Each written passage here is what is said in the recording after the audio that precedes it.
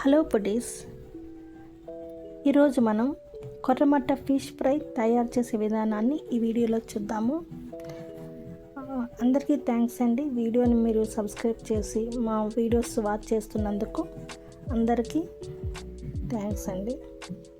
ఇప్పుడు fish fry తయారు చేసే విధానాన్ని మనం ఈ వీడియోలో చూద్దాం.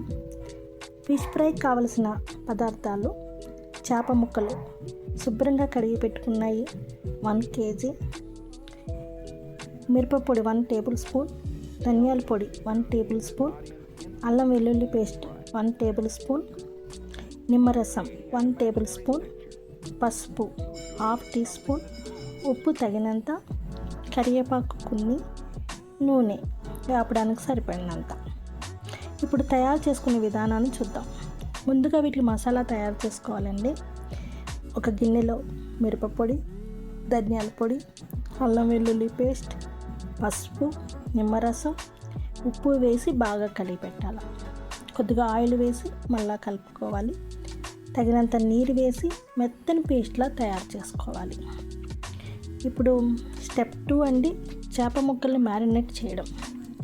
శుభ్రంగా కడిగిన చేప ముక్కల్ని మనం ఇప్పుడు తయారు చేసుకున్న మసాలా మిశ్రమంతో బాగా రాసి కనీసం 30 minutes మ్యారినేట్ చేయాలి.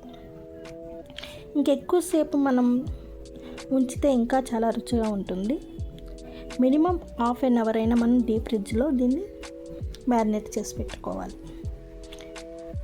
స్టెప్ 3, చేప ముక్కలు వేపడం. ఒక ప్యాన్లో తగినంత నూనె వేసి వేడి చేయాలి. నూనె బాగా మరిగాక, బాగా వేడి అయ్యాక మసాలా రాసిన చేప ముక్కలను ఒకదాని తర్వాత ఒకటి వేసి మీడియం మంట మీద వేయించాలి. ఇప్పుడు చేప ముక్కల్ని 2 వైపులా బంగారు రంగు వచ్చే వరకు క్రిస్పీగా వేయించుకోవాలి. చివరిలో కరివేపాకు వేసి కొంచెం వేయించిన చేపలపై ఉంచితే మరింత రుచిగా ఉంటుంది.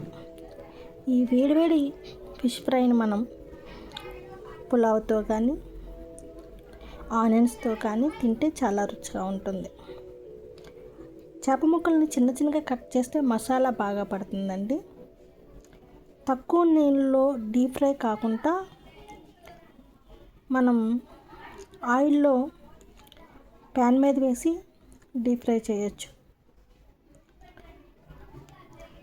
ఈ వీడియో మీకు నచ్చినట్లయితే please subscribe, like and share. Thank you అండి. Thank you very much.